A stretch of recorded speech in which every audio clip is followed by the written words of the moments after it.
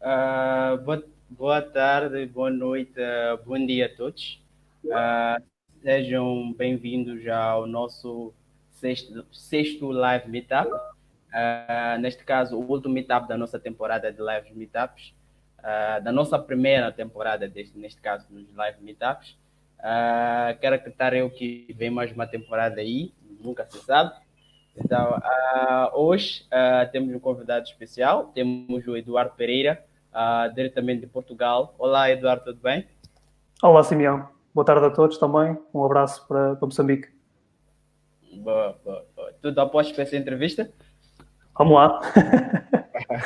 Vamos lá. Boa. Então, os Live Meetups são uma iniciativa da World Class Designers, com o apoio da Cine Group Moçambique. Então, a AXDA, Interaction Design Association, é uma espécie de anti-organização que conta com os membros da disciplina de design de interação, em que o principal objetivo da Interaction Design Association é melhorar a condição humana cada vez mais desafiada por experiências pobres, isto através do avanço do design de interação. Esta organização foi fundada em 2003, em 2001, incorporada como uma fundação sem fins lucrativos em 2003, e hoje conta com mais de 200 grupos locais e mais de 100 mil membros. Então, é uma organização mesmo grande. Então, a XDA Maputo Interaction Design Association Maputo é uma espécie de é um comitê local da Interaction Design Association global. Então, a XDA Maputo faz parte dos mais de 200 comitês locais que a XDA tem. Então, o capítulo da XDA Maputo tem seu início em 2017 e de lá até cá já tivemos a oportunidade de organizar eventos com speakers nacionais como speakers internacionais. Então, o objetivo da AXT Maputo é promover eventos que estimulam a produção do conhecimento, para além de mostrar a importância do processo de trabalho e a inserção do design de interação a nível regional. Então, desses três objetivos, o nosso maior objetivo é a inserção do design de interação a nível regional. Então, Eduardo, depois dessa pequena apresentação da AX de Maputo, eu sempre começo com a apresentação, porque tem que deixar ficar aqui para que as pessoas continuem conhecendo a organização, neste caso. Então, Eduardo, podes, por favor, fazer uma breve apresentação? Quem é Eduardo? O que é que faz o Eduardo? Ok. Eu acho que tu, como ninguém, consegues dizer bem isto como deve ser. Ok. Olá a todos. Bem, eu trabalho neste momento como team leader e head of de competências de user experience, customer experience e processos na Readiness IT, Portugal, uma empresa de integração de sistemas para telco, para banking e para outro tipo de indústrias, retalho, por exemplo, e trabalho essencialmente com user experience e customer experience.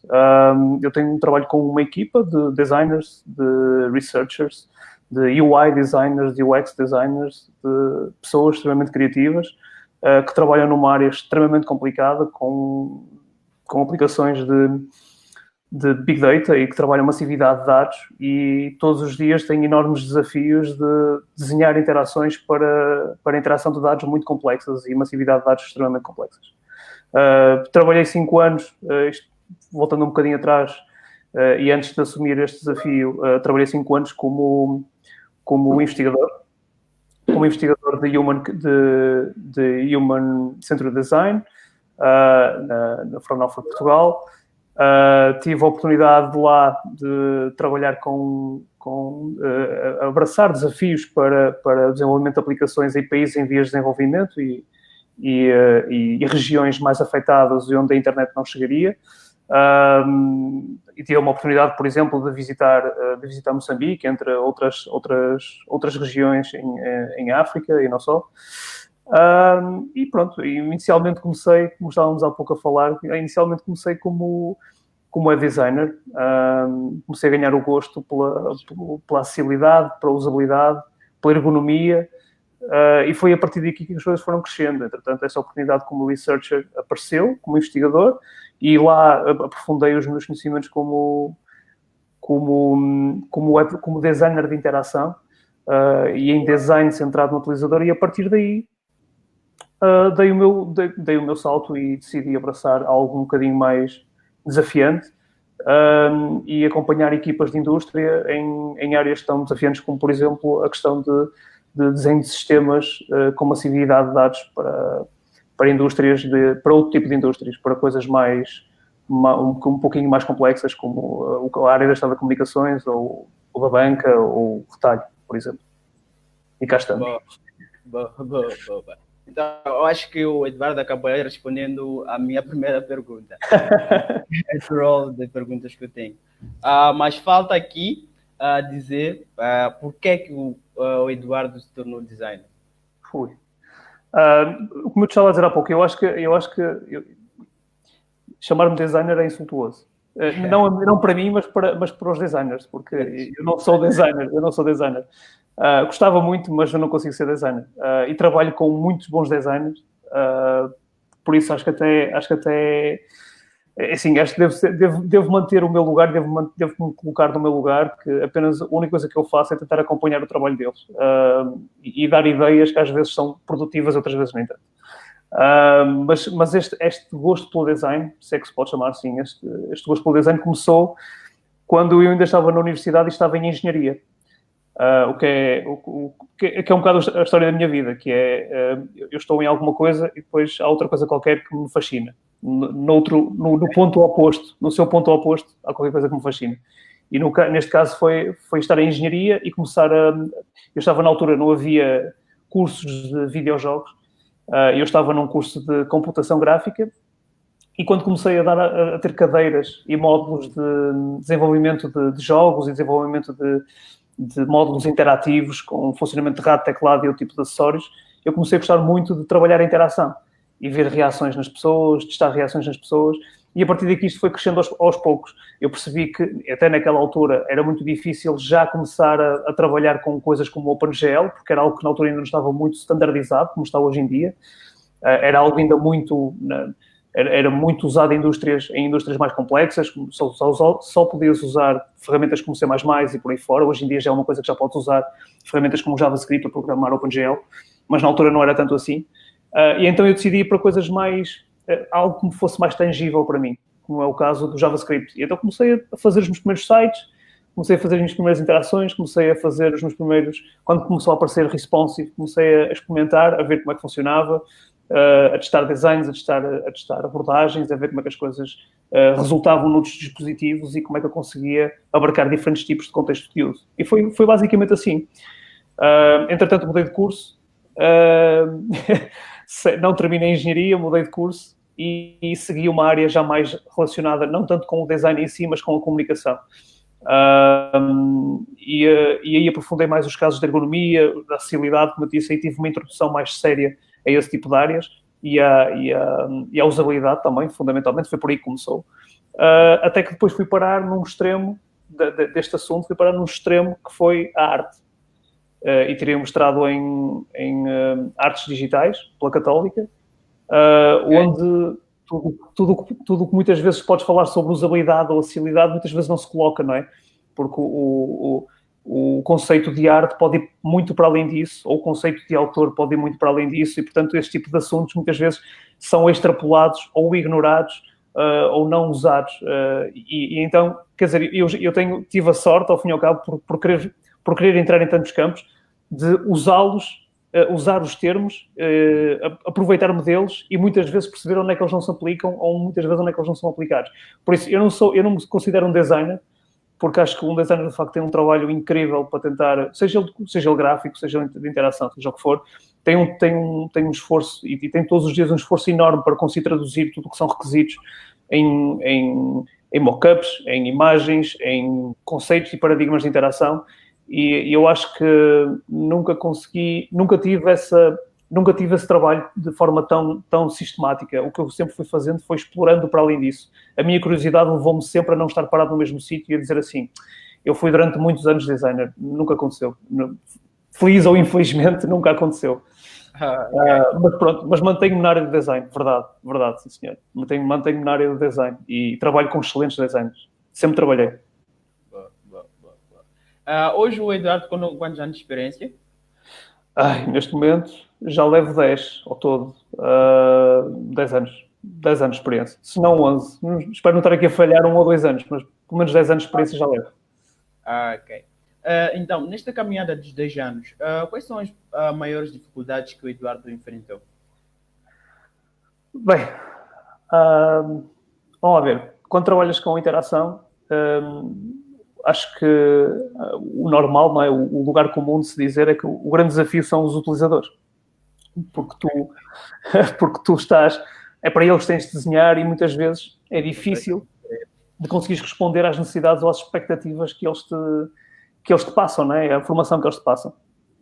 Mas à medida que vais crescendo, vais percebendo que há muitos outros players, há muitas outras pessoas e muitas outras posições à volta do teu trabalho que te influenciam nesse aspecto e que te dão desafios acrescidos, como por exemplo, não falando negativamente, mas muitas vezes até positivamente, porque isso existe e leva-te a ir mais além. Mas o caso de um PM, o caso de um Scrum Master, por exemplo, ou um prazo apertado, isso permite-te se essas pessoas, lidar com essas pessoas, lidar com as expectativas dessas pessoas, porque essas pessoas não estão tão preocupadas com, ou melhor, não estão só preocupadas com o projeto e com o seu outcome, mas também com a performance dia a dia desse projeto. E às vezes corresponder às expectativas deles também não é fácil. E acho que juntar isso tudo, lá está, as expectativas dos utilizadores finais, as tuas validações, o teu trabalho diário, mais as expectativas do teu project manager, do teu Scrum Master, dos teus colegas de trabalho. Quando trabalhas colaborativamente, às vezes trabalhas também com colegas, designers, developers. Abarca aqui um conjunto de desafios que te obrigam a moldar-te e a adaptar-te a diferentes modos de trabalho ou a ultrapassar o desafio de modos diferentes, porque às vezes não ultrapasso sozinho. Eu nunca passei um desafio sozinho, felizmente, nunca passei. Boa. Conte-me sobre os projetos em que o Eduardo mais se orgulha e porquê. Bem, vamos lá ver. O projeto que eu mais me orgulho, eu se calhar vou falar em dois. O projeto que mais me orgulho é relativamente recente, tem poucos anos. Foi um projeto que eu tive a oportunidade de ter algumas experiências um pouco informais em Moçambique, quando estive em Moçambique, e que depois dei continuidade ao trabalho em Portugal, ainda nesse ano, em 2018, mas é o Litmaker. Foi um projeto que, na altura, foi uma ideia que eu tinha e que conseguia reunir e consegui convencer um conjunto de pessoas a aceitarem andar nessa ideia comigo e ir para a frente com essa ideia comigo. O Litmaker nós temos a oportunidade com o Litmaker de participar num hackathon, de ir longe nesse hackathon, tivemos a oportunidade de conhecer e de perceber como lançar o negócio, de como fazer, enfim, tudo o que está ligado à parte de empreendedorismo e fundamentalmente empreendedorismo de produto, quando tu tens algo que não é um serviço, mas sim um produto. As dificuldades pelas quais passas, o arranjar parcerias, o que fazer para quando a parceria não resulta ou tens que explorar mais do que uma parceria. Mas esse é um dos que mais me orgulho, porque de facto foi dos que me deu mais, na altura, isto eu ainda era investigador, me deu mais conhecimento da indústria e me trouxe um gostinho pela indústria que na altura a investigação não me estava a dar, não é? Não me estava a conseguir alcançar. E esse é um dos projetos que eu mais me orgulho. Fundamentalmente também porque é dos projetos que segue algo que eu gosto muito e que foi o que me fez abraçar a área de investigação na altura, que foi projetos para países em vias de desenvolvimento, seguindo os objetivos da Unesco dentro da sustentabilidade, os objetivos da sustentabilidade da Unesco, fundamentalmente ligado à educação, porque era algo muito relacionado com a educação, o empoderamento feminino, fundamentalmente em zonas e em regiões onde isso é bastante afetado, lá está, por questões culturais ou por questões estruturais do próprio país. E esse foi um dos projetos que mais gozo me deu.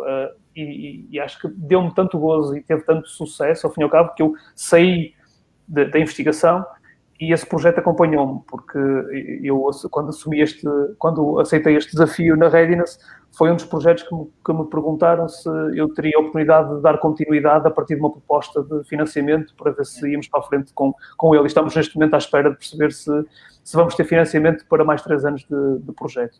Agora, eu posso-te dizer isto pelo lado bom. Agora, para mim, eu orgulho-me de qualquer projeto que eu tenho e não estou a ser aqui simpático, porque eu orgulho-me fundamentalmente dos projetos que correram mal.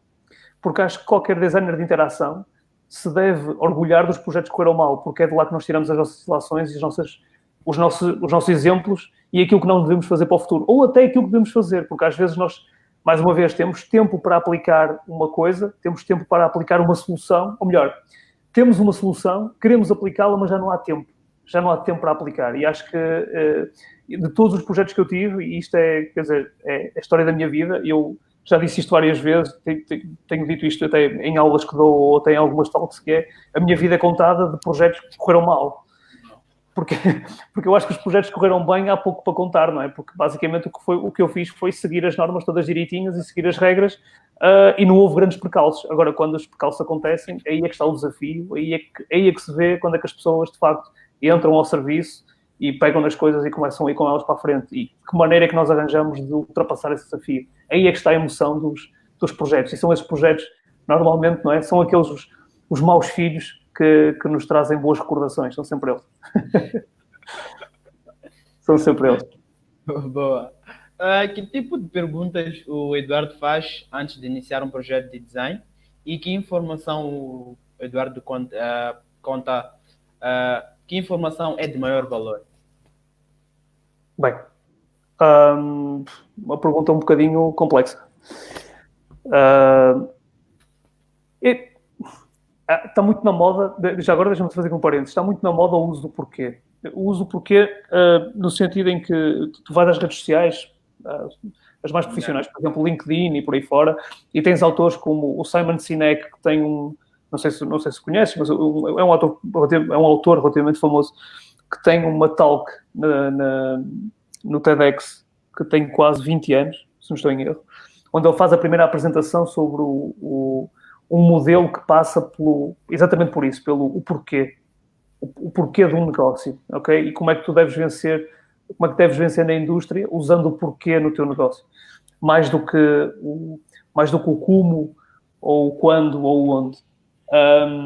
Eu acho que neste momento o porquê também está um pouquinho sobrevalorizado. E voltando à tua conversa, e voltando à tua questão, relativamente a perguntas é que eu faço. Perguntar o porquê é muito fácil, não é? Eu acho que mais do que perguntar, eu já tive isto, já passei por isto várias vezes enquanto investigador, fundamentalmente, que é tu estás numa entrevista com potenciais utilizadores, com um utilizador ou vários, ou estás, por exemplo, numa sessão de focus group, e muitas vezes eles respondem-te aquilo que tu queres ouvir. Eles não te respondem aquilo que tu queres saber, eles respondem aquilo que tu queres ouvir. E muitas vezes aquilo que tu queres ouvir não vai dar resposta ao problema. E mais do que perguntar porquê, acho que é necessário, e acho que passa muito por isso, que é conhecer as pessoas. Uma das coisas, e agora vou entrar numa área que eu gosto bastante, e é das áreas em que eu mais trabalhei, que é a parte de user research. E eu acho que mais importante do que fazer entrevistas, do que fazer focus groups, do que fazer trabalho etnográfico no terreno, é a preparação disso. Porquê? Porque nós devemos saber com quem é que vamos estar, que pessoas é que são, que motivações é que têm, que expectativas é que têm, para que nós consigamos alinhar aquilo que nós queremos saber com aquilo que eles nos vão dizer. E não haver aqui um engano ou um desalinhamento entre aquilo que nós esperamos e aquilo que eles dizem. E por isso é que mais do que perguntar, há sempre um conjunto de perguntas tipo que se podem fazer Lá está, mais uma vez na base do porquê, mas há sempre um conjunto de perguntas que devem ser feitas, como por exemplo, tu estás numa situação de entrevista com alguém, e uma das mais interessantes, para mim, acho que é uma das perguntas mais interessantes que se deve fazer, que se chama a quebra-gelo, que é a pergunta que é das perguntas iniciais que se deve fazer, pode não ser a primeira, mas deve ser das primeiras, que é aquela pergunta que permite à pessoa: como é que foi o teu dia? Perguntar-lhe como é que foi o teu dia, ou como é que é o teu dia. Explica-me um pouco do teu dia-a-dia. Se for, por exemplo, uma tarefa de trabalho, se for uma situação em casa, explica-me como é que isso é. E deixar a pessoa conversar, deixar a pessoa falar, um bocado como eu estou a fazer agora. Deixar a pessoa falar, deixar a pessoa conversar, e ir apanhando pedacinhos que, ao fim e ao cabo, fazem parte da nossa história, fazem parte daquilo que nós queremos saber, fazem parte daquilo que nós queremos analisar e queremos recolher para transformar em algo palpável e algo tangível para as pessoas. E isso começa sempre por aí, começa sempre com deixar que a pessoa se liberte um pouquinho, deixar que a pessoa tenha uma conversa normal contigo e se sinta próxima, se sinta próxima da outra pessoa, de facto, se sinta reconhecida, e deixá-la falar. E a partir daí, partindo do seu discurso, fazendo pequenas perguntas. É assim? Porquê que é assim? Porquê que não faz de outra forma? Ou rir, ou simpatizar com determinadas situações, boas ou más, muitas vezes, permite que o utilizador, ou o potencial, ou a pessoa que está a ser entrevistada, crie simpatia e nos explique mais e vá mais longe no fundo da questão. Isto são coisas muito difíceis de atingir, eu sei, nós não somos todos iguais, eu também não funciono bem com toda a gente, é óbvio, mas acho que são as perguntas, uma das perguntas fundamentais que se deve fazer é a pergunta do quebra-gelo, porque é daí que nós começamos toda e qualquer uma conversa com outra pessoa. Isto sempre, só agora para terminar, mantendo, claro, o foco sempre naquilo que são as necessidades e as expectativas delas e os nossos objetivos enquanto elemento de uma equipa que tem objetivos num projeto. Portanto, nós nunca podemos tirar o foco dos nossos objetivos, que é desenvolver uma aplicação, desenhar qualquer coisa. Portanto, nós nunca podemos perder esse foco. Nunca. Boa. Onde buscar inspiração? Bem, vou ser muito sincero. Ultimamente, fundamentalmente nos últimos anos, a minha inspiração, lá está, mais uma vez, é um pouquinho diferente de um designer gráfico. Podia estar aqui a falar agora de ferramentas que eu estou a usar atualmente, que eu acho que se disseste isso para qualquer designer, ou para pessoas ligadas ao design, me mandavam dar uma volta agora. Portanto, não os vou falar nelas. Vou-te falar naquelas que, ao longo dos anos, me acompanharam, que eu usei muito enquanto freelancer, usei muito também enquanto front-end developer, porque também o fui, e mais para o fim, quando assumi esse projeto do Litmaker, porque achei que há áreas a explorar em termos de interatividade que podem fazer sentido. Há aqui três grandes links, três grandes referências que eu uso. Uma delas é Creative Applications, que é um site onde tem diversas sugestões e diversos trabalhos de autor de interação, de trabalho de interação, seja em vídeo, mas sempre ligado à interação, mas seja com vídeo, seja com material estático, portanto, artes plásticas, mas mais estático, só com som, jogos, enfim, todo um conjunto de uma panóplia de opções. É pelo menos para mim, eu conheci isto quando estava em artes, é um site incrível, porque é onde a maior parte dos artistas, alguns deles mais conhecidos, outros nem tanto, costumam colocar algum do seu trabalho e costumas ver coisas completamente fora da caixa, extremamente diferentes e fora daquilo que muitas vezes na indústria se faz, porque às vezes nós, para trazermos alguma coisa boa para a indústria, temos que saltar fora do que é normal, do que é tendência, para trazer coisas novas para trazer coisas novas para o mercado. Uma revista que eu li durante anos, e confesso que há coisa de um ano eu deixei de ler, também por questões de tempo, confesso, mas é a Net Magazine, é uma revista britânica, essencialmente de web design, mas foca-se também na parte não só da parte de programação, mas também a parte interativa e a parte do design gráfico, ou pelo menos do design gráfico para o web. Eles trabalham muito com... Para começar, a revista é uma coisa lindíssima. As capas são extremamente trabalhadas, o papel é incrível. Toda a revista é uma obra de arte. Todo o número que sai, todas as capas são incríveis, vocês podem pesquisar isso. Net Magazine é incrível, aquilo tem uma capa mesmo bonita, com relevo e não sei o quê. Quando eu trabalhava, no meu anterior trabalho, eu recebia aquilo pelo correio e é incrível de ver as capas. E era um dos sítios onde eu ia buscar muita inspiração também. Tem muitos artigos interessantes, de muita malta da indústria, ligada à Google, ligada ao Facebook, malta de estúdios mais pequenos, mas que ainda assim fazem coisas completamente fora da caixa, e que têm umas ideias brutais. E é uma revista, apesar de ser uma revista, e lá está, é necessário pagar uma mensalidade para ter acesso a essa revista, ainda assim acho que é um excelente recurso. Eu penso que há um site, que eu agora não me recordo o nome, acho que é um site que é o tipo Mirror da Net Magazine, que é o Creative Block. Creative Block. Creative, B-L-O-Q de Quá. Creative Block, acho que é isto. Que faz um bocadinho o mirror dos artigos que estão nessas revistas e coloca no seu site. E por fim, acho que eu podia pegar nos Pinterest desta vida, nas várias ferramentas que hoje temos, os dribbles, as ferramentas de social network, de portfólios e não sei o quê, mas acho que também é demasiado e por aí. E prefiro pegar em coisas... Eu, quando tenho dúvidas, prefiro ir a plataformas um pouquinho mais estáveis e onde as coisas, de facto, estão a ganhar alguma dimensão. E uma delas é o Awards com 3 Ws. Também é famosa, ela tem, se não estou em erro, aquilo tem um patrocínio da Microsoft, eu não tenho a certeza, mas eu sei que aquilo já é quase uma fundação.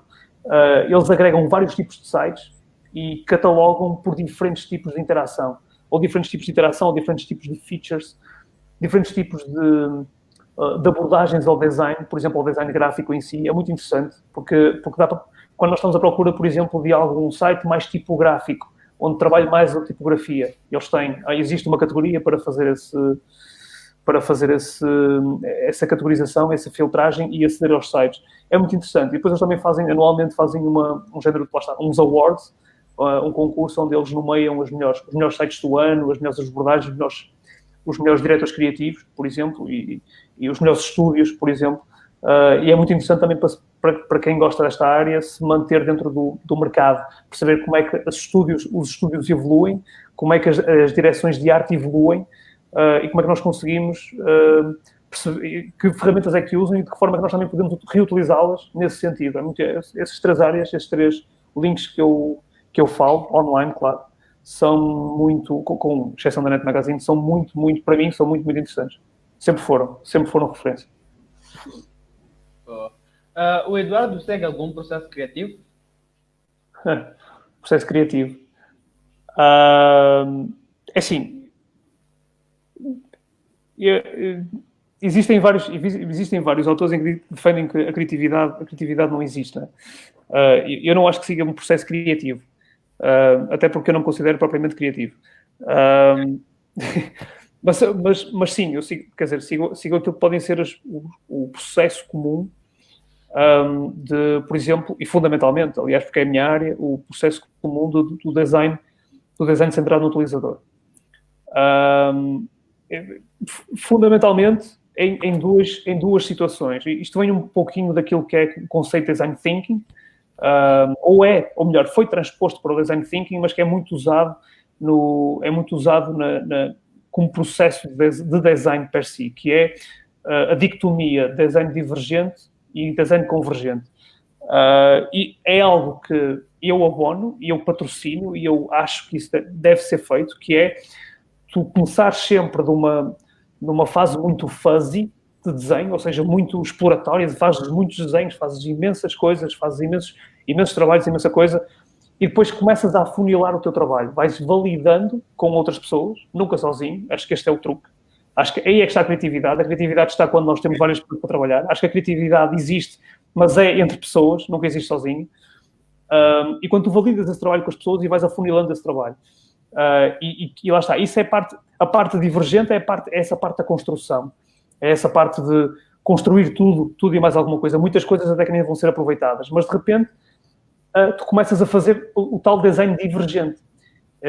Convergente, que é quando tu mostras isso a outras pessoas e outras pessoas começam a dizer, usa este, não uses este, junta estes dois. Olha, se usássemos uma alternativa entre estes dois, juntávamos os dois e fazíamos uma. Isto é design convergente. E eu acho que mais do que estar aqui a falar em processos de human-centered design, do design interativo do All-Antiques, ou coisas do género, que eu acho que são lugares comuns em que toda a gente pode pesquisar na internet, acho que isto não traz nada de novo para aqui. Acho que, fundamentalmente, a dicotomia, o trabalhar estes dois pilares ao mesmo tempo, ou melhor, sequencialmente e em diferentes fases, o design divergente e o design convergente, acho que é daqueles processos que eu mais gosto de trabalhar e mais gosto de estar presente para participar nele mesmo, porque acho que é algo que é extremamente interessante. É assim que começam os brainstormings, não é? Nós começamos o brainstorming do nada. E isso é design divergente, porque eu começo para uma ponta e se estivéssemos dois juntos a fazer um brainstorming, tu começavas noutra. E depois começávamos a convergir, começávamos a pensar como é que nós conseguimos juntar as nossas peças e fazer um design único, fazer uma peça única que dê e que corresponda às nossas necessidades. E por isso é que eu te digo, mais do que um processo comum, mais do que ter um processo-chave, eu prefiro falar em áreas ou em alturas muito específicas do design, que são estas duas, na minha opinião, e são, para mim, das mais fortes que existem. Não esquecer, elas trabalham sempre com várias pessoas. Elas trabalham sempre entre um grupo de pessoas, nunca sozinho. Ninguém faz design divergente e design convergente sozinho. Ninguém faz isso. Ok. Como é que o Eduardo se mantém organizado quando recebe vários recursos, arquivos e ideias de design? Não, assim, a resposta certa é não mantenho. Essa é a resposta certa. Agora, a resposta que se calhar tu queres ouvir é aquilo que eu deveria fazer há várias, dependendo um bocadinho do momento, lá está, do momento em que eu estiver a trabalhar, vamos supor, se tivesse um design, se estiveres envolvido num processo, por exemplo, de desenvolvimento, centrado no utilizador, em que tens uma parte de levantamento de requisitos, tens uma parte de desenho de alguns wireframes, e depois a parte de mockups e validação. Vamos supor que só tens uma validação no final. Estamos aqui a simplificar um bocadinho o processo. Okay. Se tu me disseres assim, como é que tu organizas, por exemplo, o teu levantamento de requisitos? E eu vou-te dizer assim, é complicado. Se o levantamento de requisitos passar por um ficheiro Excel mais técnico, já com os requisitos todos definidos, para mim é mais fácil. Agora, se eu não tiver absolutamente nada, eu tiver que fazer esse levantamento de requisitos, eu normalmente passo por fases. Isto eu estou a falar do ponto de vista de diretórios. Eu não uso propriamente grandes ferramentas para isso. Trabalho essencialmente com o Office, vou ser muito honesto. Trabalho com o Mac como agora, porque trabalhei durante muitos anos com o Ubuntu. Não tenho problema nenhum. Trabalhei durante muitos anos com Linux. E acho que as coisas devem estar organizadas essencialmente por diretórios dentro de um projeto. Eu acho que devem estar identificadas as diferentes fases. Ou seja, deverá essencialmente haver, e eu faço questão que isso aconteça, que haja um versionamento daquilo que tu fazes. Quando estás, por exemplo, numa fase de wireframes, mas estás a evoluir iterativamente dentro de uma fase de wireframes, e agora estou a dar um passo à frente, se tiveres uma fase de wireframes e estiveres a iterar sobre ela, portanto, desenhaste, validaste, voltaste para a tua mesa para melhorar o que tinhas dentro de um wireframe, é importante que tenhas uma versão 2, uma versão 3, uma versão 4, uma versão 5 e bem esquematizado entre elas. Eu acho que o versionamento é a chave para o nosso trabalho. Quando entras, por exemplo, na fase de agora voltando, dando um passo atrás, quando vais a requisitos, quando estás em requisitos, imagina, entrevistas com utilizadores. O que é que mandam as regras dentro do User Research? Se eu fizer uma entrevista, o que eu deveria fazer era gravar essa entrevista, fazer a sua transcrição para texto e, a partir daqui, fazer aquilo que se chama de metodologia de thematic analysis. Por exemplo, fazer uma análise temática ao texto. O problema é que isto, primeiro, exige imenso tempo. Requer uma banalidade de tempo. Transcrever uma entrevista de 1 hora para texto demora-te, no mínimo, 2 horas, 3 horas. E é muito difícil depois de manter isso organizado. Para além disso, é mais fácil, de facto, de manter, é mais fácil de consultar, é mais fácil de organizar, mas torna-se difícil de consultar no imediato. E por isso, na minha opinião, como é que eu mantenho atualizado? Normalmente é por versionamento, mesmo quando falo em levantamento de requisitos. Tenho sempre, ou poderei ter sempre, uma folha de Excel, e aprendi isto com colegas de trabalho até... Eu tenho usado mais ultimamente com colegas de trabalho, que é ter sempre uma folha de Excel onde eu faço que acompanha esse diretório de fecheiros para que lá esteja mapeado, um género de imagina um README MD, que é onde tu podes consultar a versão em que está e o que é que contém cada versão, ou qual é a atualização que cada versão recebeu. E isso é muito importante, porque acho que normalmente ter esse fecheiro acima dos diretórios permite consultar aquilo que tens lá dentro de forma mais simples e perceber o fecheiro exatamente onde queres ir. Isto nem sempre é possível, nem sempre é capaz de fazer. Eu já realizei isto, fiz isto durante muito tempo, mas quando tu trabalhas sob pressão, quando trabalhas sob a pressão do tempo, torna-se difícil de conseguir manter isto tudo. Isso normalmente é só feito no fim. Normalmente é o que acontece, que é nós fechamos o projeto, não é? Encerramos as nossas tarefas no projeto e aquilo que temos que fazer é, caso haja um handover do projeto de hoje para amanhã, para outra pessoa, eu tenho que ter a documentação toda em algum sítio. Mas quando eu tinha mais tempo, normalmente era assim que fazia. Versionamento por pasta e um ficheiro que faça o acompanhamento disso. Não uso grandes ferramentas online, confesso. Não vou muito para além nesse aspecto, se calhar espero não estar a desiludir ninguém, mas eu não uso grandes ferramentas, sou bastante retrógrada nesse aspecto. Isto para me dizer que eu uso bastante o caderno e a caneta, que é uma coisa que cada vez se usa menos. E por isso mantenho as coisas organizadas dessa forma. Mas agora, deixa-me só para terminar, que eu considero o Mac, nesse aspecto, uma excelente ferramenta para pesquisar seja o que for, porque é muito mais rápido para eu consultar toda essa informação, mesmo dentro de fecheiros, eu consigo consultar mais rapidamente algo que esteja perdido, por exemplo, nas minhas pastas. É muito mais acessível, porque o sistema de pesquisa deles é muito mais... Acho que o Windows também tem isso agora, mas no caso do Mac é mesmo extremamente acessível. Eu consigo consultar o que está dentro de um fecheiro PDF sem entrar dentro do fecheiro. Eu consigo fazer isso a partir da própria pesquisa do Mac. Isso é excelente. Eu consigo, lá está, permite-me manter os fecheiros todos organizados, porque eu consigo fazer uma pesquisa a partir do sistema do Mac. Ou seja, não me obriga a ter que catalogar as coisas por pastas, o que é excelente. Mas, desculpa se a pergunta não vai ao encontro daquilo que estavas à procura, mas eu, de facto, sou um bocadinho retrógrado nesse aspecto. Eu acho que o que conta muito é isso mesmo. Não estamos à espera de respostas uniformes. É também mostrar que pensamos de forma diferente. Ótimo. Então, ligando mais para a organização e tudo mais, conte-nos de um momento em que o Eduardo teve que equilibrar várias prioridades concorrentes. Como é que foi? Bem,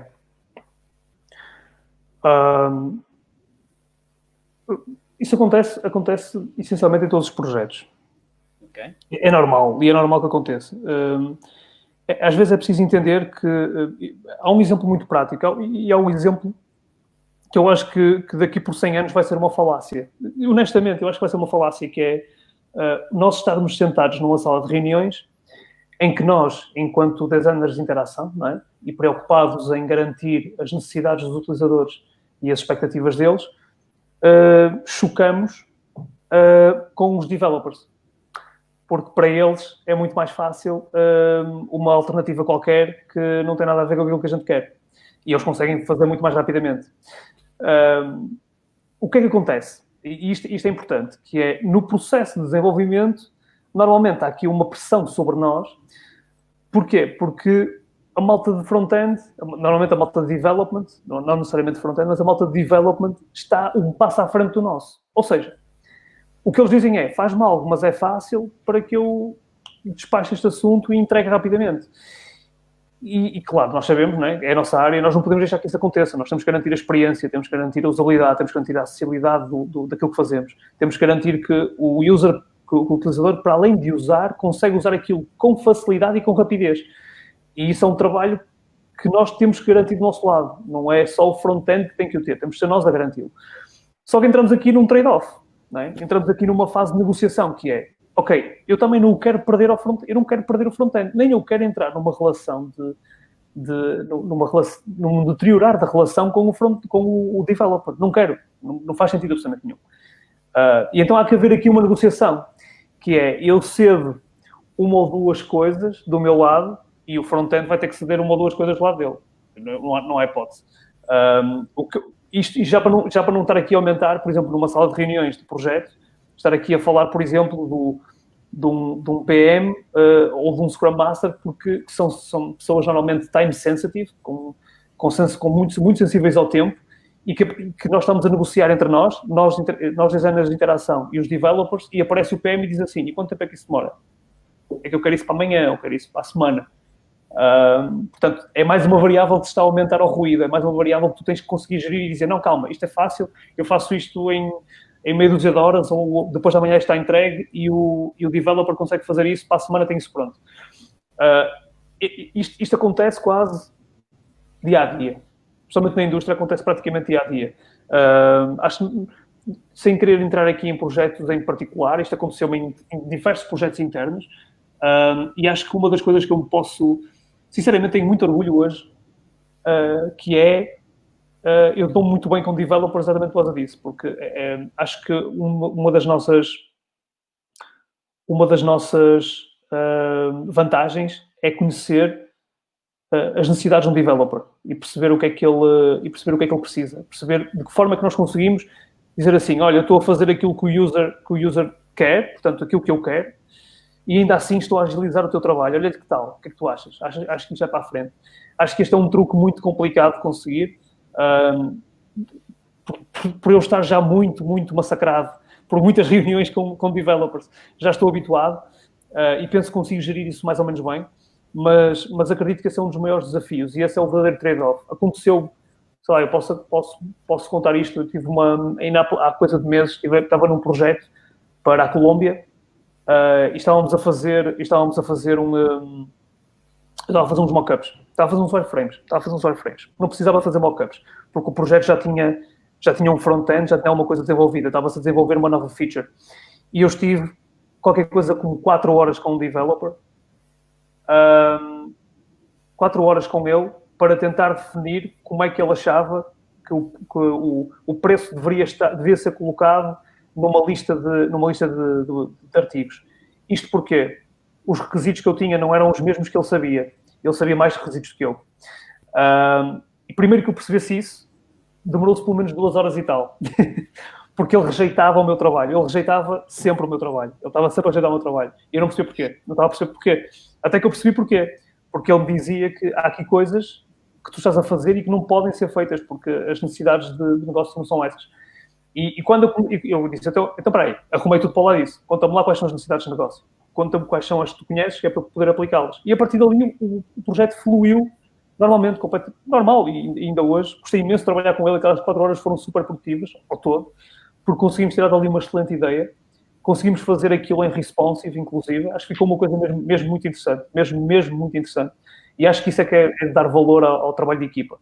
Que é conseguir pegar em diferentes mentalidades, em diferentes formas de ver o produto e ver o projeto, de ver a solução, e aplicares o teu cunho e dares o teu contributo de forma positiva para o projeto, de forma a que aquilo se adiante. Entregamos aquilo no próprio dia. Eu demorei 4 horas com ele, uma coisa que ia demorar 2 dias, entregamos aquilo no próprio dia. Porque rapidamente resolvemos o assunto os dois ali, trabalhamos um com o outro online, ainda por cima estávamos os dois confinados em casa, portanto estávamos a trabalhar pelo Teams e conseguimos entregar aquilo no final do dia. Foi bastante produtivo, foi extremamente produtivo. Ligando essa experiência que tiveste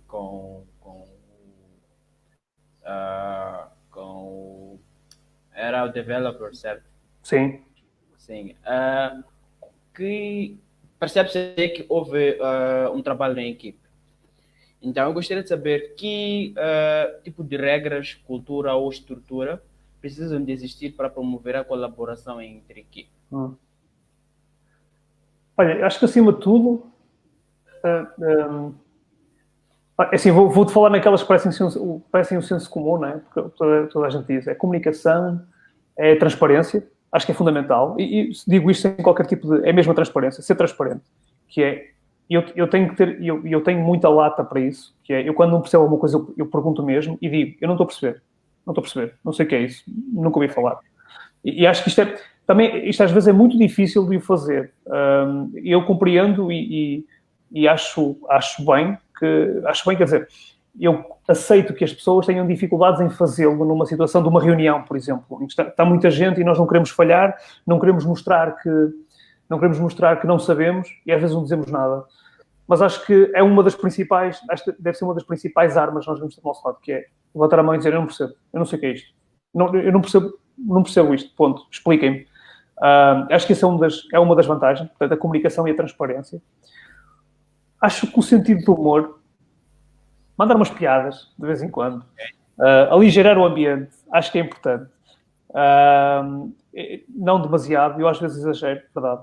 As pessoas com quem eu trabalho falam isso. Às vezes nem sequer sou bem sucedido, porque mando piadas e não tenho piada nenhuma, mas ainda assim, eu acho que isso é importante. Manter o bom humor e manter as coisas leves para que o trabalho também seja leve, porque acho que nós já temos stress que chega. Normalmente, stress no sentido em que temos um prazo, temos uma deadline, temos que entregar com qualidade, porque é o que fazemos todos os dias, é aquilo que tentamos garantir. E se ainda por cima levamos todo esse peso, não é? toda essa responsabilidade que nós temos para uma sala de reuniões, às vezes é preciso, verdade. Mas a maior parte das vezes, acho que muitas vezes é necessário ser transparente, ter algum sentido de humor, ter alguma ligeireza naquilo que nós fazemos e na forma como comunicamos, para que as coisas se tornem mais ágeis, para que as pessoas percebam também que nós estamos aqui, somos facilmente acessíveis para tirar dúvidas, e eu também quero o mesmo do outro lado. Se eu tiver dúvidas, eu também preciso de perceber que a pessoa com quem estou a trabalhar é acessível e que eu posso ter com ela para lhe fazer uma pergunta caso necessite. E acho que essas devem ser, pelo menos essas 4, né? A comunicação, a humildade também. Acho que a humildade por acaso estava-me a esquecer dessa, porque eu até considero a humildade a principal característica de um designer, fundamentalmente um designer de interação, porque o designer de interação, pelo processo que faz, nunca está certo. Ele desenha, mas ele sabe que aquilo pode não estar certo. E aquilo só vai estar certo quando validar com um user, quando for para o terreno, colocar aquilo na mão de um potencial utilizador e de facto perceber que isto é usável, isto corresponde às expectativas e às necessidades que este utilizador tem, dentro de um tempo e de um conceito de usabilidade que foi desenhado. E acho que ter essa humildade é muito importante. É fundamental entrarmos com esse espírito. E depois lá está, por último, acho que depois disto tudo, fundamentalmente o sentido do humor. Acho que o sentido do humor é fundamental porque nos ajuda a levar as coisas com mais calma, com outra serenidade, e às vezes com alguma ligeireza, porque às vezes também é preciso não sermos também tão sisudos e tão rígidos, porque pode prejudicar de facto o ambiente de grupo e nós trabalhamos em equipa, portanto isso tem que ser garantido, o ambiente tem que ser sempre garantido. Ok, boa. Como é que o Eduardo se mantém atualizado às últimas tendências?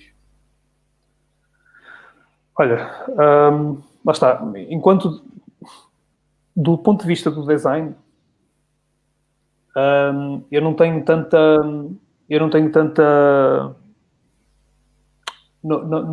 não faço uma consulta tão consistente. Como eu disse há pouco, a questão do Creative Applications, da Net Magazine, eram ferramentas e eram formas de consulta que eu tinha de trabalhos que me inspiravam bastante. Eu quando me quero manter, e na área em que estou neste momento, quando me quero manter dentro do que são as tendências, eu já tenho que procurar agora, hoje em dia, outro tipo de áreas. Já tenho que ir, por exemplo, para áreas como o marketing, tenho que ir, por exemplo, para áreas ligadas mesmo à customer experience ou então à análise de mercados, do ponto de vista de utilizadores, que é, por exemplo, trabalhos em técnicas de trabalho, por exemplo, ou as melhores ferramentas de trabalho para, por exemplo, soluções omnichannel, ou, por exemplo, outro exemplo, tendências ou guidelines, neste caso, guidelines de trabalho para uma determinada indústria para seguir determinados trâmites que cumpram os processos de trabalho dessa indústria. Já não é algo tão ligado ao design em si, hoje em dia, já não é tanto ligado ao design per si, mas já é algo um bocadinho mais para além disso, um bocadinho já mais ligado à indústria, ligado ao mercado. No entanto, ainda há algo que eu confesso, ainda consulto e me dá um gosto terrível. Porque, como trabalhei muitos anos como investigador, é algo que eu não deixo consultar. O SIGCAI, fundamentalmente, é uma das maiores comunidades de Human-Computer Interaction. É se calhar a mais reconhecida de todas, não é? Em termos de investigação. E é uma comunidade que tem várias conferências, vários grupos de discussão, onde existem diversas conferências académicas de investigação, enfim, fazem vários workshops, vários tipos de sessões e de eventos onde agregam pessoal desde a indústria à área académica, passando pela investigação aplicada. E eu continuo a seguir. O SIGCAI é, para mim, dos sítios onde eu mais sigo as tendências. Agora estamos a falar de algo muito específico, porque o SIGCAI, como está ligado muito ainda à área da investigação, estamos a falar de algo que não é um passo à frente, mas é quase 100 metros à frente, estamos a falar de modelos de interação completamente diferentes, distopias interativas completamente novas, situações que poderão ou não vir a ser utilizadas, muitas vezes, nem sempre, mas muitas vezes. Também existem situações de validação de tipos e paradigmas de interação atuais, mas estamos a falar fundamentalmente de coisas muito mais avançadas, ou já de novas formas de brincar, por exemplo, que é uma das coisas que mais me interessa, novas formas de brincar, novas formas de trabalhar com o rato e com o teclado.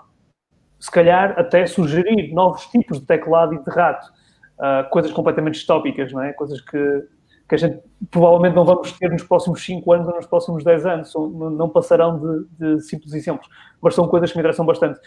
Já agora, dos sites que mais me interessa nesse ponto, porque do ponto de vista estrutural, para clipping de notícias desse mundo é muito interessante, é o Spectrum do I3E, que também é outra comunidade de investigação, e o Spectrum I3E permite, eles têm várias notícias e vários estudos, anúncios, neste caso é mais notícias, aquilo é quase um blog, onde fazem o anúncio de vários tipos de investigações, abordagens ao mercado, coisas mais teóricas, robótica, inteligência artificial, blockchain, enfim, interação homem-máquina. E acho que é dos sítios onde isso está mais sistematizado e mais fácil de consultar, mas eu ainda sou da velha guarda, mais uma vez, e vou para o SIGCAI e vou ler os papers, e vou ver aquilo que me interessa, vou ler um bocado, ver algumas conferências e andar um bocado nesse mundo. Mas sim, é por aí, é um bocado por aí. Boa. Ainda ligado às tendências, sim. Ao criar um projeto, o que colocar em questão? A cultura ou as tendências?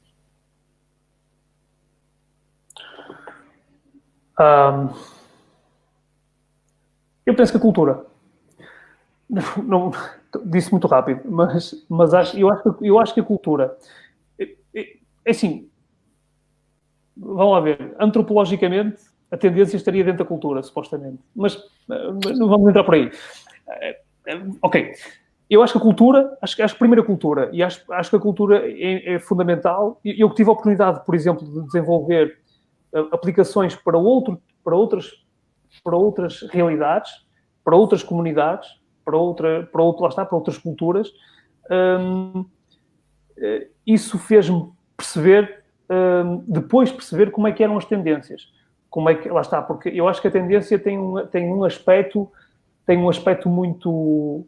sazonal, não é? Tem um período de tempo dentro da cultura, que pode ou não deixar legado à cultura, mas penso que é algo muito sazonal, ok?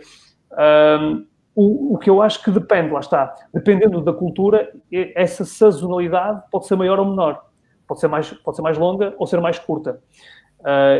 E daí eu sempre que estudei a parte da etnografia, estudos de sociologia e por aí fora, quer dizer, pelo menos foi aquilo com que eu fiquei. Posso estar a ser um bocadinho biased neste assunto, mas eu penso que a cultura está sempre à frente. Depois, entretanto, as tendências em si, porque as tendências acho que é algo do momento, lá está. Acho que é muito daquela altura, daquele momento em que estamos a fazer e que pode dar jeito naquele momento, mas no futuro não. Se não deixar legado, pode não ter impacto nenhum para o futuro.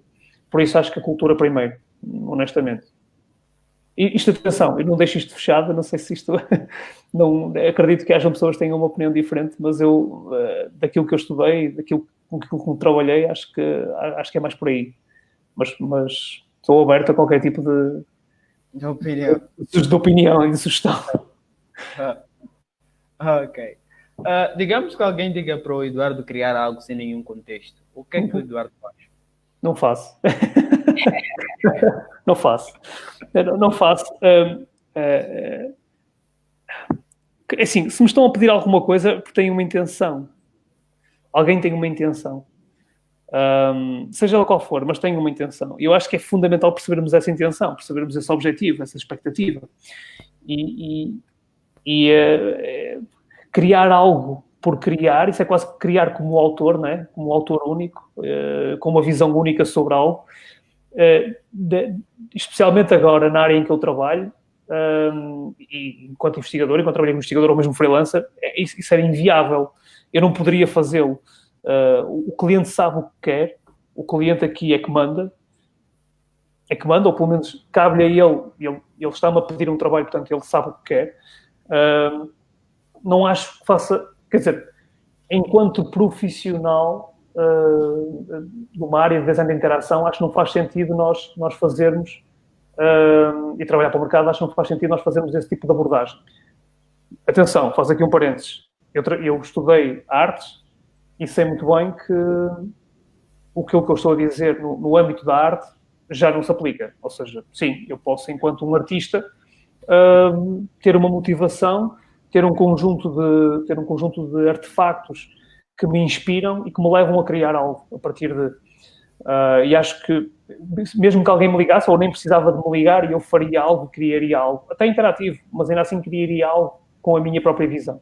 Agora, isso acho que, lá está, é de um espectro mais artístico e não de um espectro tão profissional ou relacionado com o mercado e a indústria, porque normalmente eles estão muito ligados àquilo que o consumidor quer, não é? Àquilo que o cliente procura e às necessidades que ele tem.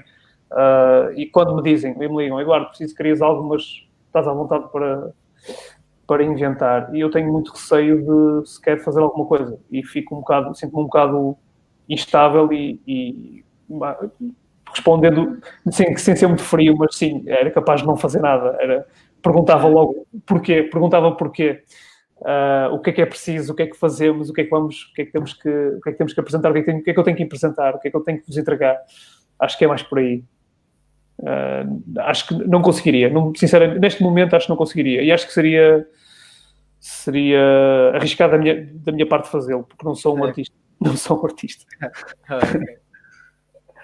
Ok. Como é que o Eduardo mede o sucesso dos seus projetos? Bem, do ponto de vista de um designer de interação, é fácil, não é? Fácil, quer dizer, é fácil a resposta, é fácil pelas métricas, não é? Nós desenhamos, validamos com o user. A partir do momento em que aquilo é completamente aceito, o nosso sistema não tem erros, não tem problemas de usabilidade, é acessível, é eficaz, é eficiente, está entregue. Acho que, como lá está, como trabalhamos em equipa, acho que um projeto vai muito para além disso, não é?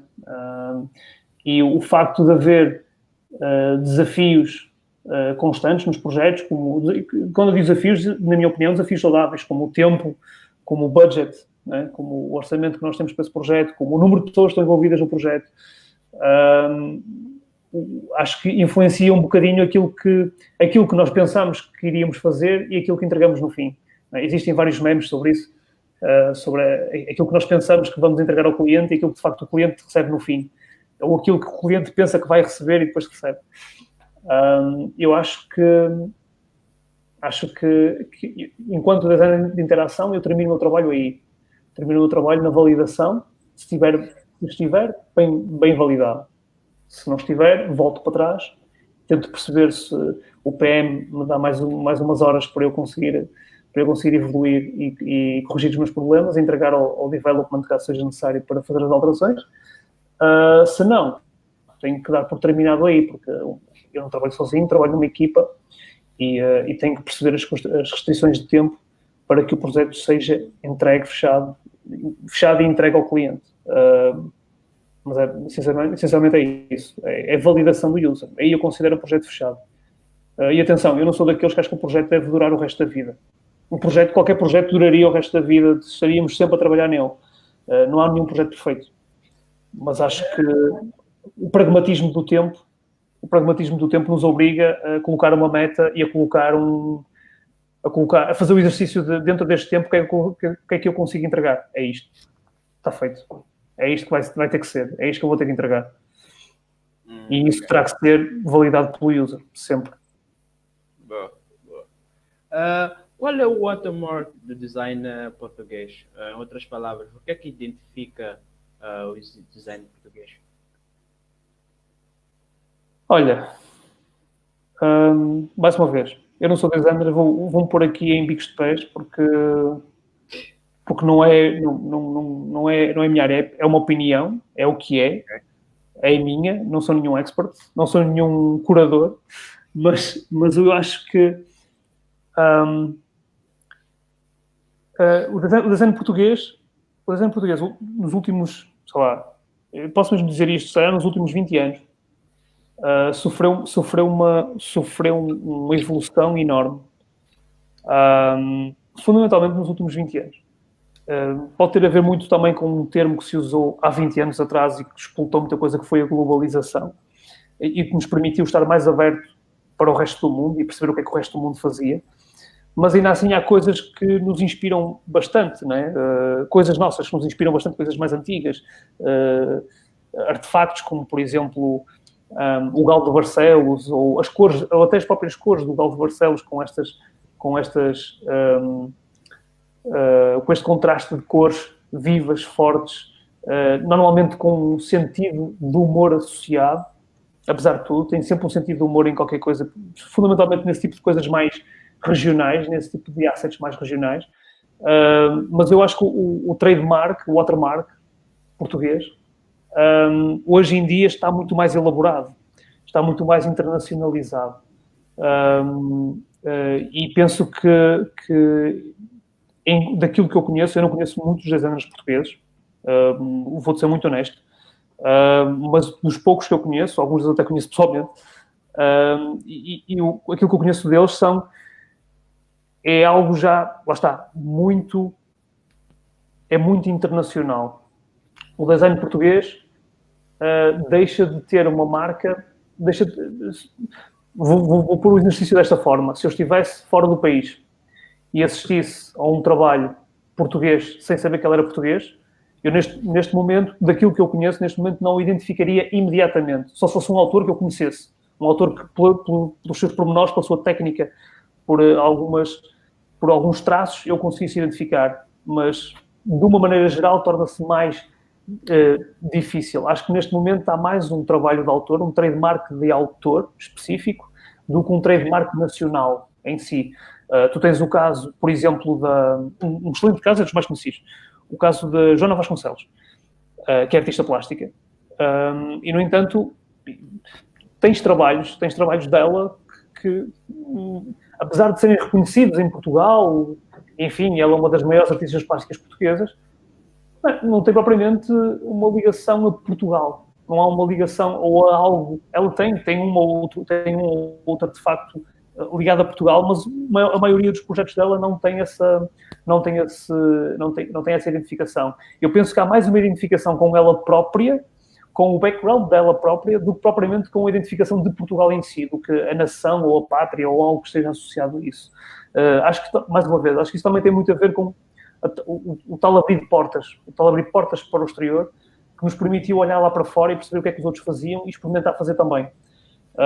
E começamos a evoluir o nosso próprio design para algo menos próprio, menos único e um bocadinho mais amplo e que aborda já outro tipo de áreas e de autores que nos influenciam a nós também, por exemplo. Nos influenciam, aliás, bastante a nós. Mas penso que é por aí. Penso que neste momento não existe um watermark português, existe um watermark de autor. Seja ele português, seja sueco, seja alemão, seja suíço, seja italiano, mas acho que é mais por aí. Acho que é de autor. Acho que é do seu background. Boa. Como é que o Eduardo lida com feedback? Depende do dia. Não, obrigado. Não. É assim, eu tento lidar o melhor possível. A minha mulher diz que não. Mas eu tento lidar o melhor possível.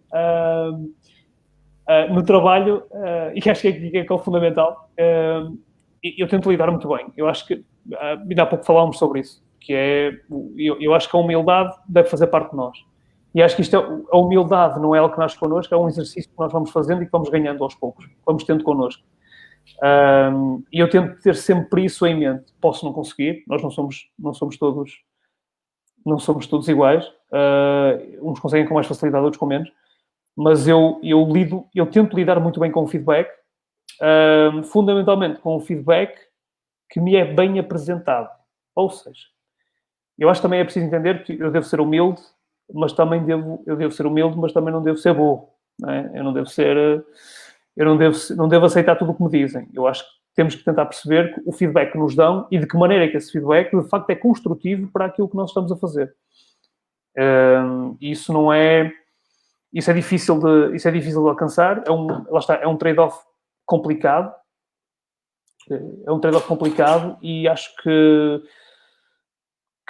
tem exige de nós um esforço grande. Eu tento mantê-lo. Agora é um esforço diário, não te vou mentir. É um esforço diário em reuniões, é um esforço diário, é um esforço de hora a hora, é um esforço com colegas, é um esforço com toda a gente, porque acho que o feedback, eu lido bem com ele e acho que fundamentalmente eu lido bem com ele porque a maior parte das pessoas que mudam são pessoas com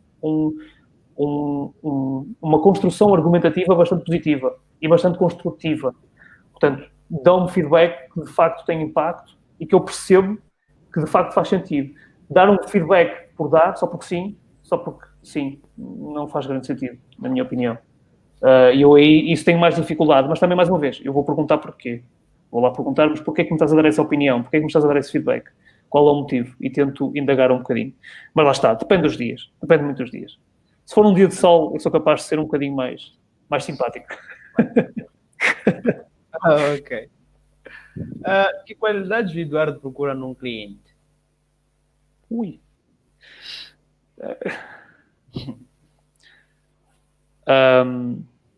Pragmatismo. Estou mesmo a enumerá-los. Pragmatismo. Sim. Transparência. Desculpa? Transparência.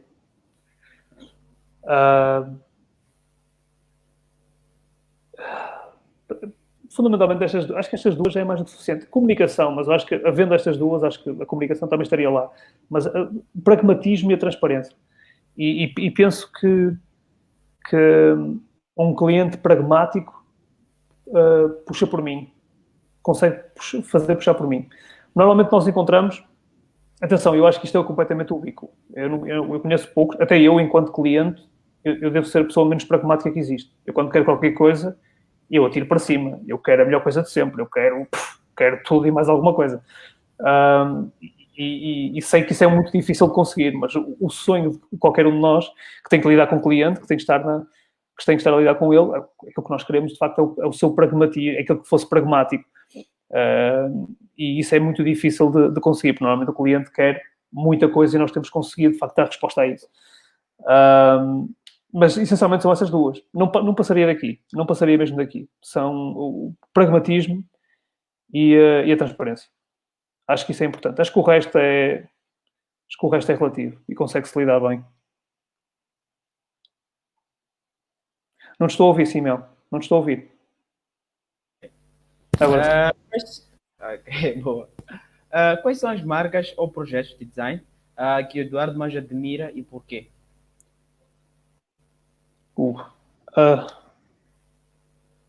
Marcas, assim, marcas. Ok, vamos começar pelas marcas. A Brown. Desculpa? A Brown. A marca é Brown. É uma marca alemã. Já com vários anos. Já, se não estou em erro, já centenária até. A Brown, e eu colocaria o IKEA. Por motivos diferentes.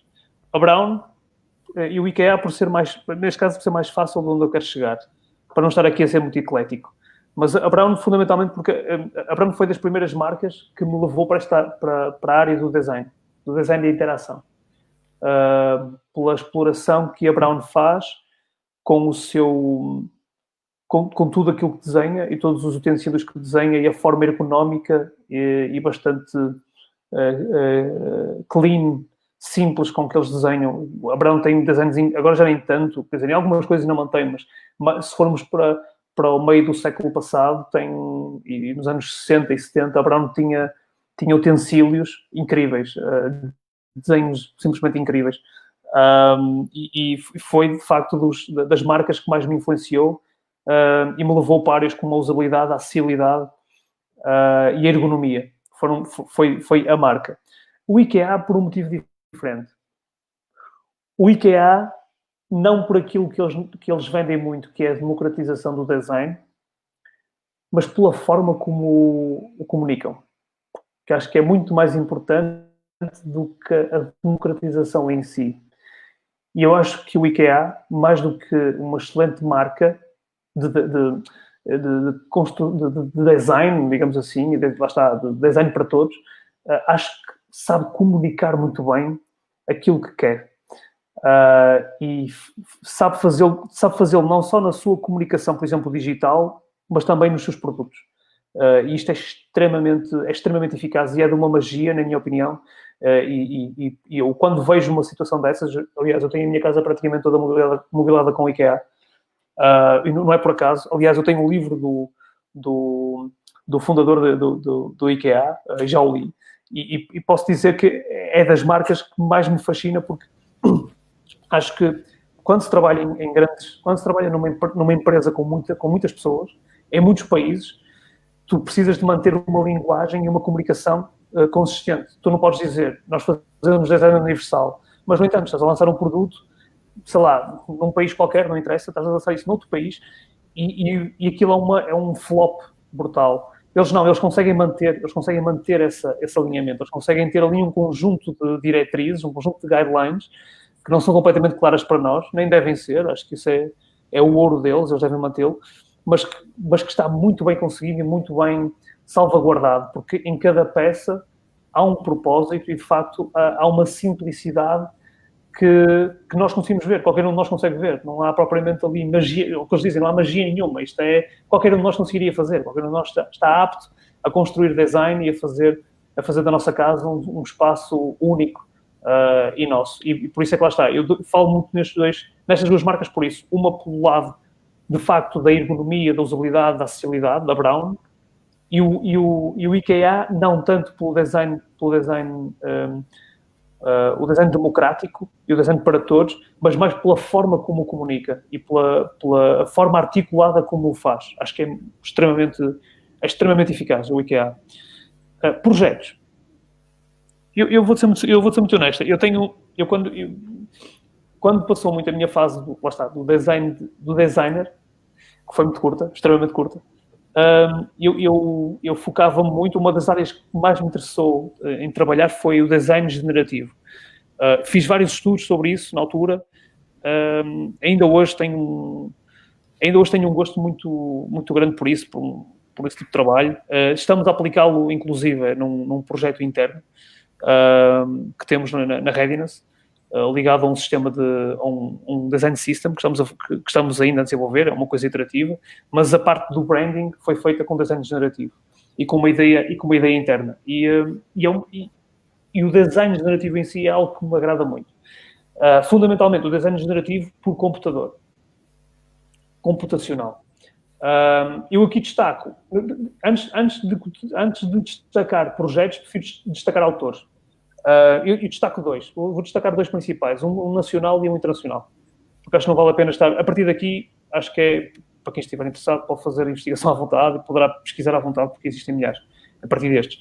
Mas o primeiro é o Casey Reas, que é tipo um dos autores do Processing, da ferramenta de desenvolvimento para artistas, seja lá o que isso for, mas é uma ferramenta de programação em Java que permite programar gráficos e paradigmas interativos de forma mais simples. E ele tem trabalhos excelentes, tem trabalhos brutais, alguns deles no Creative Applications, como eu disse há pouco, fundamentalmente em design generativo e arte generativa, é muito bom. E o outro, um português, alguém que foi meu professor, eu penso que ele até é mais novo que eu, mas é um gênio naquilo que faz, que é o Diogo Tudela. O Diogo Tudela é um artista portuense e pá, eu não sei, mas sabe, das pessoas que mais me inspirou foi aquele rapaz. Ele lá está, é artista multimédia, ele tem imensos trabalhos ligados à interação e arte multimédia e arte interativa. Faz imensas coisas, imensos tipos de experiências com 3D printing, com máquinas de corte, com luz e som. Eu acho as coisas incríveis. E eu tive a oportunidade de ter umas aulas com ele, numa pós-graduação que fiz, e tive a oportunidade de ver aquilo que ele faz, aquilo que ele produz, que é impressionante, é simplesmente impressionante. É um dos melhores, para mim, um dos melhores. Eu cada vez vejo um trabalho dele, lá está, eu já consigo reconhecer, porque já vi muita coisa dele, mas consigo reconhecer um trabalho de Diogo Tudela quando o vejo, já tive a oportunidade de apanhar uma outra vez, sem saber. Tem uma assinatura, ele é muito especial, é um tipo muito especial, tem um trabalho brutal. E aconselho a toda a gente a dar uma vista de olhos, porque o Diogo é alguém mesmo muito, muito, muito eficiente e extremamente dotado e dedicado. E falar mais do que projetos, falar antes destas pessoas. Que lá está, são duas pessoas ligadas ao design generativo e à arte interativa e ao design interativo, mas ainda assim que são pessoas que têm um contributo brutal nessas áreas. E são das pessoas que eu sigo sempre. O Diogo, ultimamente nem tanto, culpa minha, mas há anos que eu sigo, desde que deixei de ter aulas com ele, mas segui o trabalho dele porque é alguém que me entusiasma muito. É um tipo de projeto, é um tipo de trabalho que me motiva. Estamos a falar de outro tipo de coisas. Estamos a falar de exposições multimédia, coisas feitas com instalações artísticas e, por exemplo, vídeos interativos na Casa da Música, no Porto, por exemplo, com ligações a espetáculos de música e de som, de música e vídeo. Portanto, ele é alguém que é o artista, de facto é o artista no verdadeiro sentido do termo. Boa. Conte-me sobre a sua experiência trabalhando remotamente. O que é que o Eduardo acha para garantir que o trabalho seja realizado com eficiência? Bem, olha, curiosamente ainda hoje houve uma reunião de trabalho em que se falou um pouquinho sobre isso.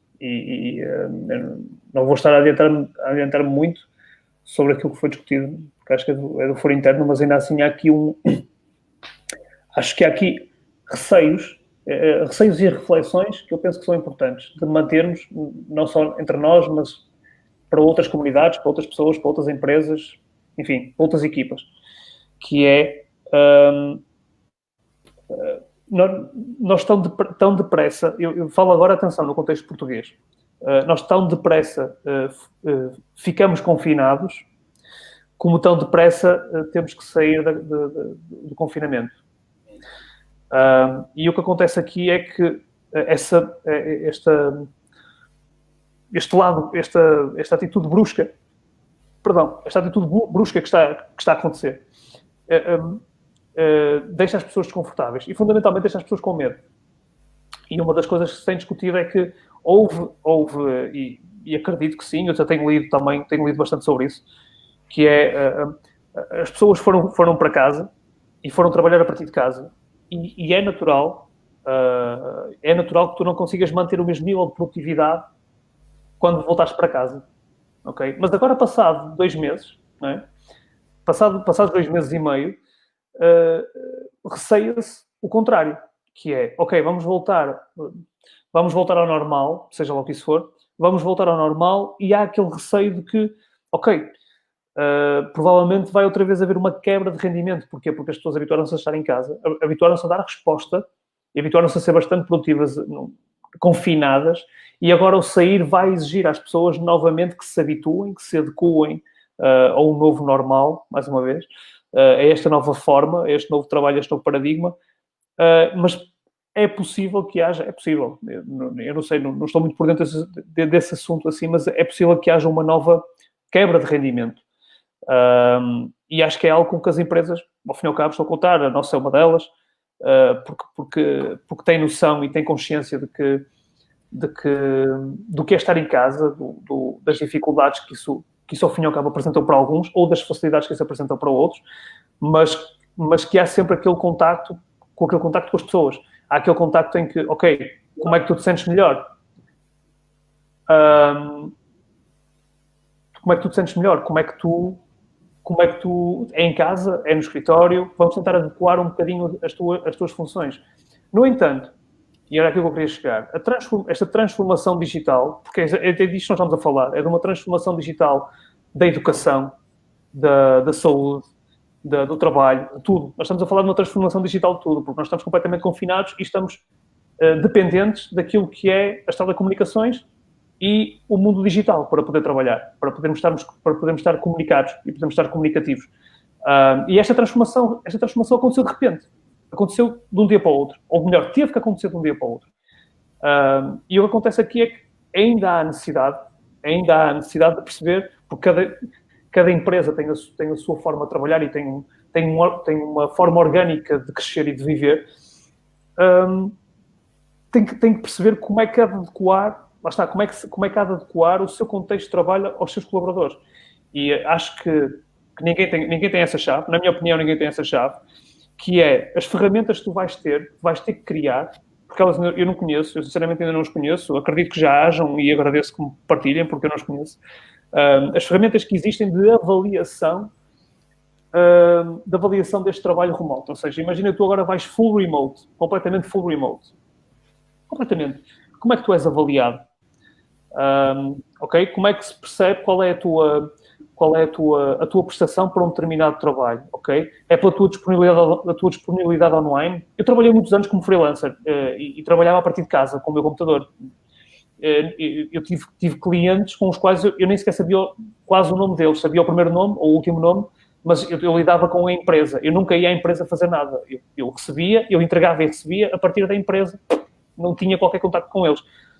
E a questão aqui é, eu, por exemplo, isto aconteceu há muitos anos, que era um dos trabalhos que eu tive, há muitos anos, eu estava a fazer trabalho de web design para eles, e eles pediram-me para eu instalar um programa que contava o número de horas que eu trabalhava para eles. Ou seja, a partir do momento em que eu começasse a trabalhar para eles, eu tinha que pegar naquela aplicação e começar a registrar horas. Quando parasse de trabalhar, parava o relógio e estava a deixar de trabalhar para eles, não contava aquelas horas. A minha questão é, isto parece bonito, não é? Mas na prática eu posso pegar e deixo o relógio contar, vou ao jantar, deixo o relógio contar mais uma hora e ganho mais uma hora ou 2 horas. Portanto, isto não é uma forma correta eu não estou a dizer que eu fiz, mas o que é verdade é que a ferramenta é falível, a ferramenta é completamente falível. E eu compreendo que que as empresas estejam neste momento a olhar para isso e a olhar para uma forma eficaz e legítima e, ao fim e ao cabo, justa de avaliar o trabalho das pessoas. Que é muito difícil. Neste momento é extremamente difícil. Não é ligares a câmara que vais fazer com que sabes que a pessoa está a trabalhar melhor. Não é isso. Não é aí que está a diferença. Outras coisas se aplicam, que é o facto de estares a trabalhar, o facto de estares em casa a trabalhar, significa que imagina, se tu estiveres no teu emprego, tu tens que sair para ir a qualquer lado. Mesmo até em termos de empresa, tu tens que ir para qualquer lado. Tu vais na mesma e estás em casa e podes ir. A questão é, como é que tu trazes esse feedback para dentro do escritório outra vez? Como é que tu o trazes novamente? Como é que é esse input? Normalmente esse input é feito por uma apresentação, é feito por um conjunto de trâmites e de burocracias associadas ao facto de eu ter ido para fora e ter trazido o feedback para dentro, seja contacto com potenciais clientes, seja exposições, seja eventos, seja conferências, seja o que for. Como é que tu vais fazer como é que é feita essa comunicação? Como é que essa burocracia é feita no futuro? E isso é algo que muitas empresas, infelizmente, ainda estão a tentar perceber como é que vai ser feito. Como é que elas vão lidar? Eu acredito que não há para já uma resposta para isso. Acho que as ferramentas neste momento ainda estão extremamente embrionárias, são experimentais. Mesmo as empresas que trabalham completamente full remote estão em situação, na minha opinião, ainda experimental, porque não há uma resposta. E acho que nós vamos encontrar uma resposta iterativa ao longo dos próximos meses, de forma cabal, só ao fim, na minha opinião, só ao fim de um ano e tal. E deixa-me só dizer isto, só para terminar, que é, não é o facto de uma empresa que te diz, a partir de hoje eu vou full remote, que o problema do full remote está resolvido. Eu, se fosse colaborador dessa empresa, eu estaria preocupado. Porque a mim preocupa-me perceber, lá está, como é que eu vou ser avaliado. Como é que é avaliado o meu desempenho? Como é que vocês sabem que eu estou a trabalhar? Se eu estou a ser dedicado ou se eu não estou a ser dedicado? Porque eu, de facto, estou... Porque há coisas que tu só consegues notar quando estás perto dessa pessoa. E há aqui soft skills, há aqui coisas que vão para além do simples report num documento, num e-mail ou numa chamada Skype com ou sem câmara. E isso só consegues estando perto das pessoas. E acho que neste momento não existem ferramentas que nos consiga eficazmente ir para totalmente remote e substituir aquilo que nós tínhamos. Acho que nesta fase ainda não existe. E eu tenho receio que hajam empresas, na minha opinião, que decidiram ir full remote e que voltem atrás rapidamente. Sinceramente, tenho muito receio disso. Mas lá está, eu sou uma pessoa muito pragmática e muito retrógrada, como te disse, já muito velha, se calhar, né? Já tenho pensamentos demasiado reacionários e acho que ainda estou para ver muita coisa a acontecer. Muita coisa a acontecer. Acho que fundamentalmente devemos levar isto com alguma ligeireza. É completamente novo para nós. É novo para nós. É novo. Eu não tenho filhos. Mas é novo para quem tem filhos. Por exemplo, é novo para um filho que está, não sei se é o vosso caso, mas, por exemplo, no nosso caso, nós temos a telescola. Miúdos que não vão à escola, mas têm as aulas em casa a partir da televisão. Isso pode vir a mudar o paradigma da forma como se dá aulas. Mesmo os alunos do 12º ano, pelo menos está a acontecer isso em Portugal, os alunos do 12º ano, que estão agora numa fase de entrar em exames, ou os alunos do secundário no geral, o que eles estão a fazer é que eles começam a questionar se há necessidade de termos aulas presenciais. Se calhar não precisamos ter aulas presenciais. Se calhar pode ser tudo online, pode ser tudo a partir de um conjunto de vídeos no YouTube, um conjunto de tutoriais. Who knows? Eu acho que ainda não há uma resposta para isso. E penso que neste momento o que devemos fazer, infelizmente, mas tem que ser, é voltarmos ao trabalho, voltarmos com pragmatismo e perceber que a pólvora ou o ouro ainda não foi descoberto. A forma como nós devemos ir full remote ainda não foi descoberta. Temos que trabalhar para ela. Temos todos de trabalhar para ela. E acho que cada um de nós tem uma palavra a dizer sobre isso. Porque nós não somos todos iguais. Da forma como eu vivo não é a forma como tu vives, não é a forma como outras pessoas vivem, colegas meus de trabalho. Portanto, nós temos de ter paciência, porque todos nós temos maneiras diferentes de ver o trabalho e de ver a vida do trabalho em sociedade. E acho que isso é muito importante. Boa. Obrigado. Desculpa se me estendi. Esta era a nossa última questão. Gostaria de saber se o Eduardo tem últimas considerações a deixar. Sim, olha, eu não fiz no início e faço agora, que é, eu gostaria de vos agradecer o convite. Eu estava a comentar contigo antes desta ligação que eu já tinha sido convidado pela organização no passado, não para um evento destes, mas para outros eventos, e que nunca houve oportunidade de eu participar. Sempre disse que não por questões de logística, fundamentalmente isso, porque tinha que estar presente e ir a Maputo não é, como vocês sabem, não é fácil. Nem sempre é possível. Mas eu adorei o convite. Contem comigo para o que vocês precisarem. Acho que é uma iniciativa espetacular. E dou-vos os parabéns. E mais uma vez agradeço o convite e peço desculpa por não ter ido a eventos passados. Estou aqui agora, estou a pagar a minha dívida e espero poder contribuir mais vezes no futuro. Obrigado pelo convite. Bom, nós também agradecemos. Então, pessoal, este foi o nosso 6º Meetup Live, o último desta temporada. Então, gostaria de agradecer a todos que estão nos acompanhando neste exato momento, aos que nos acompanharam nos episódios passados, e dizer que, se tudo correr bem, vamos lançar a 2ª temporada dos Meetups Lives. porque percebemos que, de certa forma, estes meetups nos conectam com profissionais de outros países. Então, eu acho isso muito importante para nós, saber, se forem a perceber, algumas das perguntas que nós fazemos fazemos mesmas perguntas aos speakers, e se forem a perceber, as respostas sempre são diferentes. Então, é muito bom ver esta sequência de respostas que não são uniformes, perceber que cada um tem a sua forma de pensar. Então, eu acho que vamos lutar para termos a segunda temporada. E, mais uma vez, obrigado. Kanimamo na nossa língua local, significa obrigado. E espero contar convosco para a nossa próxima temporada, se tudo correr bem. Então, Eduardo, obrigado mais uma vez. Obrigado, eu. Prazer ter-te aqui e Foi um prazer, entrevistar. Daniel. Então, declaro por encerrado o nosso sexto Meetup Live e até a próxima. Tchau, tchau. Obrigado a todos. Tchau, Simeão. Obrigado.